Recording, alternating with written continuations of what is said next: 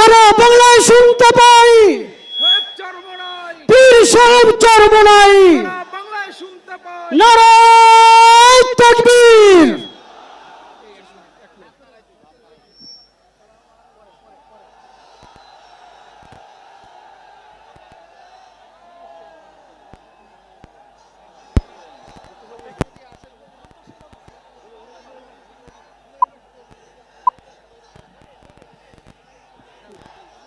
সংগ্রামী ভাইয়ের আমার, এদেশের জনগণ পরিবর্তিত পরিস্থিতির পর পুনরায় ধোঁকায় পড়তে চায় না। এজন্য আগামীর বাংলা হবে ইসলামের বাংলা। আগামী সংসদ পরিচালিত হবে কোরআন সুন্নাহর আলোকে। এই বার্তা দেশের প্রতিটি জনগণের কাছে পৌঁছে দেওয়ার দীপ্ত শপথ নিয়ে আজকের আমার এই বক্তব্য শেষ করছি।